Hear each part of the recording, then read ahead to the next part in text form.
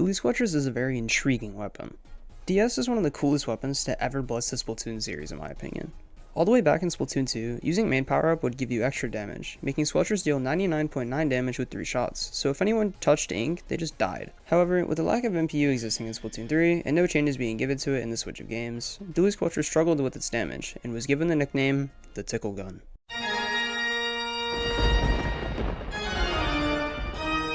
Anyways, DS base damage is 28, making it a 4-shot kill that has a somewhat slow kill time. It does have some pretty crazy shot spread too, especially with the 2 separate reticles. Its range is also just about the same as S-Boss Indirect, only being slightly less, and its ink efficiency is a bit poor, but manageable when you get used to it. This dually has a special ability to slide after performing a dodge roll, giving it some extra mobility and allowing for what is called jump tech. After using your first dodge roll, you can quickly click B while remaining stationary to jump and briefly have one reticle in the air like you do on the ground after a roll. If you remain in the air long enough for both of your reticles to return, then both of your rolls come back. This means that you can also do jump tech multiple times in a row. Its main use cases are for having extra mobility and air accuracy when fighting, or just being a good mix-up option.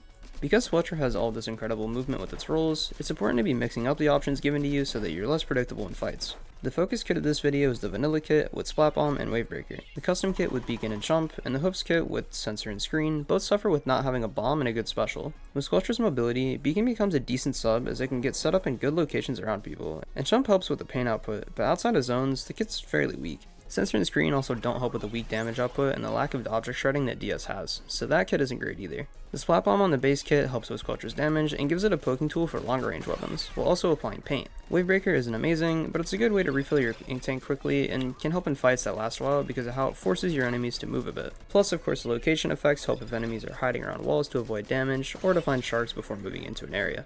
Okay, after taking some time to find and adjust my old gear, I played VDS for 3 days, and here's what happened. Not many people know this, but I actually played Dualie Squelchers a lot as a lower level player, and after finishing all the days, I have over 400 wins on VDS. So this isn't necessarily my first day, but it was the first time I'd returned to the weapon in a really long time, so I had some changes to make. I spent a stream just playing Anarchy and X Battles to get used to DS again, but I had some trouble tracking and remembered how terrible it was trying to fight against swords in AoE. But I managed to pull through the day and actually gained 80 points in X rank. I hit 2963 in the Tenta Tech division, but unfortunately lost the next set. I'm still pretty happy with the day though. One enemy down, 2 enemies down, 3 enemies down, and we're in their spawn.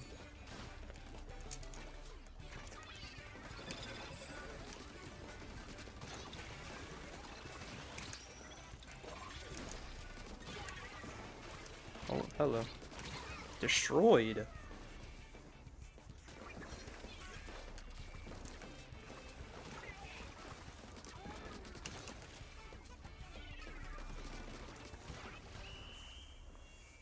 That was a really good game. On day 2, I just played some more open with friends until I got bored and brought them into a mid to high level +3 scrim. We were mainly just having fun and kinda trolling, but my aim felt a lot better this day. I spent more time playing around people instead of playing the front or ledges like I would with Slosher, and I struggled to stay alive for long periods of time because I wasn't using enough cover and mobility to stall. But the idea of taking time and attention away from something was there. At this point, I was just having a lot of fun. Tetra toys. I'm dead to. Who just died to a curling? I did because I fell down there and then got stuck in enemy ink. One's on wall. Go to return. Mobile weapon in the entire game dies to curling. Troll. My fault. Did we forget that I am acid? I printed me. It does not even click off. Ow. Garbage dropped on you, Nori. Nice. Darted. I missed.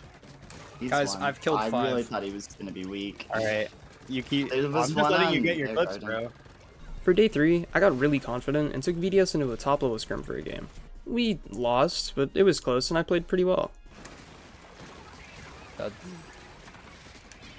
Yeah, dead. Jumps. Nice. Might be jump. Yeah. Grab. I'm shredding. Shredding with my no damage weapon. Okay.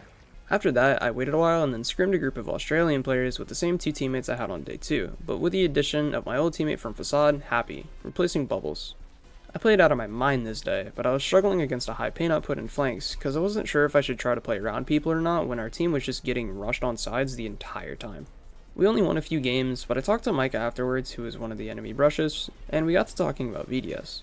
We both agreed it struggles a lot right now because of how good swords and AoE weapons are. Swords have a large horizontal hitbox that makes it really easy to counter much of Squelcher's horizontal movement, and even charge flashes can punish jump tech if done well. AoE weapons like Slosher and S-Blast also just beat VDS because the hitboxes are just huge, almost invalidating the movement of Squelchers just as well as swords do. Burst Bomb is another issue, as so many teams are just using one right now. It's hard for Squelcher to really move anywhere without just getting spammed by them and dying to other popular high damage chip weapons. Returning to VDS was fun, and there aren't many players that play it, so I felt pretty strong. But despite the lack of players, there's one that reigns supreme as the best Dualie Squelcher in the Western scene without question. And for today's video, I interviewed Jared, the 2024 World Champion and consistent top player, to share his information regarding VDS. Hello, welcome Jared. I'm glad to have you here. Hello. I'm glad to be here too. For starters, I just kind of want to know your general history with Splatoon, and then we can go into your weapon experience and stuff. I started playing Splatoon as soon as the second game came out, and I've been playing dualies ever since they came out in that game. So I'd say I have a lot of experience with that class in general. Sweet. And specifically for DS, I know you've been playing it a lot in Splatoon 3, but for Splatoon 2, I actually don't know if you played it that much. How often would you say you were picking it up? I one-tricked it when it became meta with the main power-up, so I have a lot of experience in that too. It was definitely stronger back then than it was in Splatoon 3. Alright, and then for Splatoon 3, with a lot of meta changes and everything just changing rapidly with all the updates and map changes, whatever, how was it trying to learn VDS? It was definitely a change. The weapon doesn't do that much damage, so you can't really play for kills like you could in Splatoon 2. You definitely just have to play a lot more passive and just running around the map. Your kits don't really help your team that much either. You're only playing for the main weapon itself, which is good at kiting, good at drawing aggro. So I guess the biggest learning curve is just figuring out hey, when is it okay to go in, or when should I just chill and be with my team? It has a lot of decision making when it comes to that. Yeah, I was kind of struggling with that when I was picking it back up, especially with all the cooler stuff. That's a big thing that was hard to change. Yeah, I definitely say cooler makes it better, but when everybody's cooler on the map, it makes it hard to distract people because they can all catch up to you. Your rolls aren't faster than people swimming with max cooler, so it's really hard really hard to do it correctly. And then you touched on its strengths a bit, but I'd say it's probably one of the best stalling weapons in the game. Would you agree? Yeah, it definitely depends on the map because some this game's map designs it's you can't really stall. It's really small, there's no cover. But on the wider maps like Haggle or Lumeria, you can definitely stall a lot harder. I'd say the biggest weakness of the weapon is just the matchups and the maps themselves. You could be hiding behind cover and such, but the cover is so thin in this game that any blaster or any slosher is just gonna kill you even if you feel you should be safe. I guess the biggest strength is more so the team play aspect. If your teammates know that brief moment when you have everybody pulled, it's up to them to go forward, and the team fight becomes much easier just from having distractions. Yeah, so it requires a bit more coordination than the typical AoE sword slayers and all that right now. Yeah, definitely. Okay. And what would you say I know terrain wise you said a lot of cover helps. Would you say playing around blocks, constantly moving, making yourself harder to hit, it's absolute best thing to do? Yeah, it's what you have to do. It's not even just only about the terrain, it's also just jumping to your teammates and going in again. Let's say you pull I don't know, a shooter player into the corner of Hagglefish and you jump out. Now they're so far from mid that your team can fight a 4v3 when you jump back in, and you can just run through mid or something. It definitely requires a lot of talking just to make that weapon work, and it only gets better as you play more with your team and they get used to it. And for the whole distracting aspect, what would you say is the best time to do so? I noticed retaking where I was pulling attention, I'd say Mako for example, I'd go bottom right a lot and just take people looking on the stack, bring them over to me, and then either jump out or try to stall as long as I could to get my teammates to go in. Is that a good thing or different timing? I'd say it's always a good thing to try and do it, especially since most Dualie Squelchers are running a quick respawn. I think there's never a moment where you don't want to go distract unless you're playing for a zone cap where you okay, we need everybody to paint or else we're never going to cap. I'm only talking about zones, so I've never played it in other modes that often. Yeah, I'd say always go for a distraction. Your weapon is so mobile, and if you die, it's okay. Like, you have QR, you can keep going and going forever. And I'd say it's a better priority to pull the charger player. Stop looking from your teammates, because chargers are really annoying to deal with right now. And you can kind of just like bully the chargers all the time just by being there, because they have to look at you, or else like they can't do anything. So I'd say like that's when you should be like stalling the most. And then for just like the kit in general, this video is mainly just about VDS. For Splat Bomb Wavebreaker, like how do you go about using it? I try not to use my splat bomb too often. It's very ink hungry, and you throw a bomb and you're just like, you have so much downtime for like 2 seconds because your weapon is so ink hungry in general. You throw a bomb, you only have like 2 rolls and like 5 shots. It's like really hard to do anything off a bomb. So I try to be a bit more conservative with it. And when it comes to the Wavebreaker, I just kind of throw it. I don't know what that special does sometimes. Like, I guess it's good for like if you're playing against beacons. Wavebreaker breaks beacons all the time, so that's good. You can just throw it and it'll break the beacons, and your team doesn't have to go all the way around the map to try and break them all. It also does like really good damage to bubble. So if you're trying to like break bubble, you can just throw a Wavebreaker near it, and the waves do so much damage to bubble. I'd use it more as an ink refill though, whenever I can, just to make my distractions last even longer, because eventually I'll run out of ink and I'll just be dead.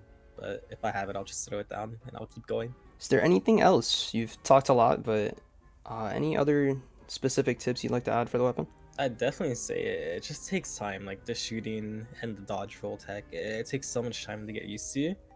And I see a lot of like Dualie Squelcher players get discouraged because of how hard it is, but you just put the time in, and especially in a team setting, like it's gonna go bad the first few times because nobody's used to playing with that weapon. They don't know the pacing, they don't know how fast they need to go. They don't know when it's okay to follow up when you're distracting. It just takes time, and it's not a terrible weapon.